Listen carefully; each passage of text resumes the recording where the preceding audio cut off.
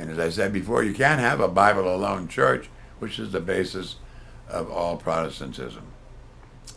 Although the real cause of the Protestant Reformation was not that teaching, but it was, this church is so rotten, this church is so removed from the gospel of Jesus Christ, we've got to reform it. And they were absolutely right. And every Catholic should get on his knees, if you think that makes you humbler, and thank the Protestants for it. Because we didn't get around it till Vatican II. And then we didn't get around to one of the most important facets of true renewal and reform, namely ending the clerical state and the hierarchy. And the question's not going to go away. And younger people who are, like every younger generation, they're completely new. They don't know, because we haven't had Latin Mass for 42 years. They go to a church today, it's got nice modern glass. It's not in a theater form, it's a circular or octagonal like Eastern Rite Catholic churches used to be. It doesn't have to face the east, we're not a bunch of Muslims, you know. The glass church in a semicircle, or hopefully almost completely circle, or octagonal, with good architecture, properly placing the furniture, is an expression of an egalitarian church. You know, it's not the priest church. We don't, even our decadent churches don't have communion rails anymore. The Methodist churches still have them because they broke away in 1600. We don't have communion rails, you know. And if we really wanted to celebrate Mass the way it should be, we'd have to have mammoth dining rooms, so everybody could sit down, have a meal, have Mass, and have fellowship and sistership as a consequence. But we can't do that anymore because we got all these Roman Catholic factories. The Baptists are right. I mean, they're always splitting apart for the wrong reason. But they have lots of nice little churches with 100 and 200 people. And then they elect their own leader. So in that, they got tinges of the gospel more correct than we do. Or if you go to a Free Will Baptist church way out in the country, you find out that whenever they come together, they have the Word, like we do, the liturgy of the Word. Then they have a prayer of thanksgiving, imitative of our Eucharistic prayer. And of course, because they get sidetracked, as all these denominations do, they got grape juice and little white sick hosts. I don't know how that represents bread, but loads of Catholic churches are back to host. And after they eat the Eucharist, after they eat the meal, then they eat the Eucharist and drink it. And then they have, and before that, the first part is the washing of the feet. Every time they come to church, we do it once a year. And they justifiably, from John 13:17, call the washing of the feet, which is a symbol of sucking and being a sucker in the world, just wanting to be a servant, free servant, not a slave. There's no beauty in that. And then you eat a meal. You got to have fellowship, and people talk and laugh and drink in the most human manner at a meal. A convivium is the Latin word for meal, a lively coming together. And then you eat and drink the Eucharist. It's just so human. But we have very truncated Eucharist in our church, and putting a host. And why would you let a priest put a host on your tongue? First of all, you're supposed to have bread. That was a rule of after Vatican II, which they forgot very quickly, because it's hard to get 80 bread makers in these big parishes, which you need every weekend, but it's a necessity. And then passing out wine gets expensive. Well, too bad. To spend it on the central mystery, there's no excuse for that. So, and now we got this thing of people coming up to communion and bobbing their head. Is it Halloween? It ain't apple bobbing time. It's supposed to be meal time. You don't bob your head in the middle of a meal. That's cheap reverence. And now putting the priest back up, separate from the people, and not allowing the Eucharistic ministers who are co-equal to him and perhaps 50 times holier than he'll ever be. They got to wait till he's eaten and drunk his meal because he's more important. Horrible symbolism. Before, they used to come up, break the bread, pour the wine as co-equal ministers at Eucharist time. In a well-built church, you have one pulpit. The priest, when it's his turn, in the name of the community, he reads a prayer. It's called a collect. The English word is collection. He collects. He's silent. He says, let us pray, and then he gets silent. So the people are supposed to make their petitions out of their daily lives or abnormal lives or terrifying lives or they're into that weekend, or disastrous lives and sad lives and wartime lives and prison lives, whatever. And then he collects them by uttering a prayer in their name. And we sit down, and then a reader, which in the future church will be called a reader, won't be called a lay reader, because there won't be any laity and clergy.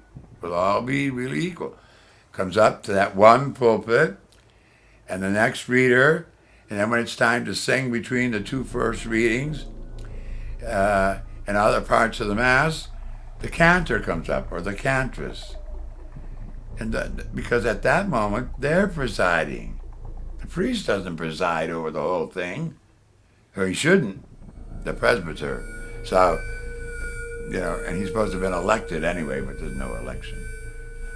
That system's all messed up. You send them off to a seminary to isolate them, make them celibate, I guess, and make them special.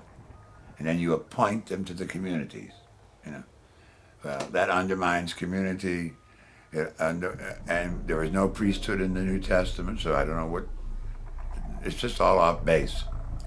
So,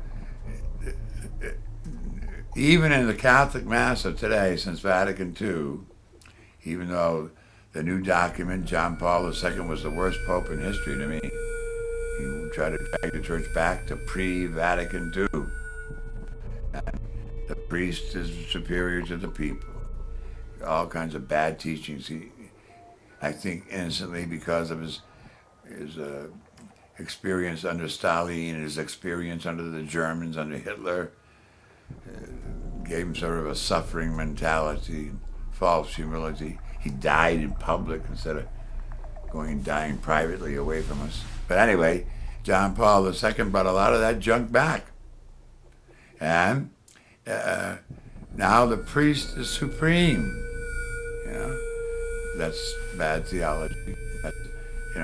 And when the people come up at Mass and give out communion, now and then you see some people form a line, they only want to get it from the priest. There's lay people ruining renewal. If they were honest lay people and they knew they were priests, they'd take it from their mother-in-law, or the neighbor they had a fight with last week, and they're both at the 8 o'clock Mass. They're just not deep enough or understanding enough of their identity. Just like, we have all this boo-hooing over the sexual revolution. And I know lots of promiscuity, one-night stands and all that became rampant. But there was a good side to it. And that was people saw sex as not dirty, but one of the highest acts of the human race. God detailed in their bodies, psyches, subconscious. God invented, God designed, and for joy and for making more children to continue the human race, proliferation of the race. And,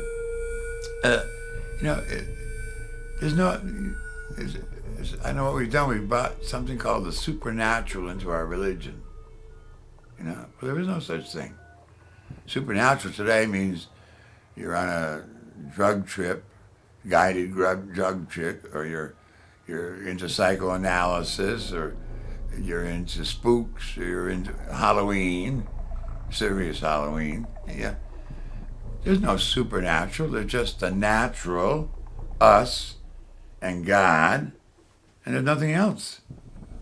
So, and Karl Rahner said that 40 years ago, but we didn't put it into practice. So, all this mix-up about the structure of the church has led to a reversion of people, because once you have clergy and laity, then the laity practice the religion minimalistically, which they've been doing for centuries. They become uncommitted, which most of them are, and they can that removes from them all responsibility.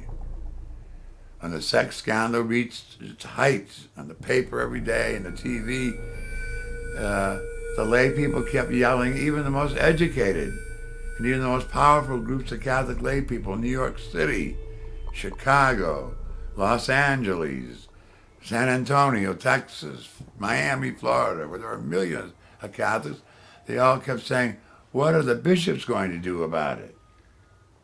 And the parents of the victim children, they were saying it instead of saying, what am I going to do about it? This priest violated my son or daughter and has messed them up for lives. And that's been documented.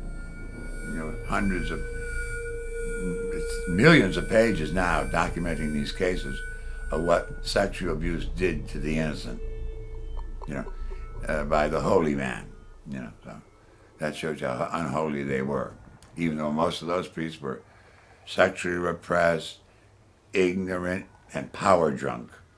Just like rape people that aren't interested in sex, they just use it as a means to power, you know. So that whole power fight goes on and on and on, and it started in the early church. So it's just so sad that we've wandered away from the main question. So the main question is going to be, how you're not going to renew the church. You can put the Mass into English. You can have fan dancers. You can have the most beautiful music, and the most reggae music, or the funky music. You can have a funky Mass. It helps people get into the experience of the Eucharist. But unless you get into the structure and the governance of the church, it's all going to revert. And it's already started. This Pope has said that everybody should have a Latin Mass in their parish, and they don't need to ask the bishop. And if the priest won't do it, they'll be to report it to Rome. Now, how does that differ from fascism? So you can see the fight is big, the fight is deep, the fight is honest, and it's a horrible responsibility to throw on people, but they've got to do something about it, or the same nonsense is going to continue for generation after generation. I'm exhausted. All right.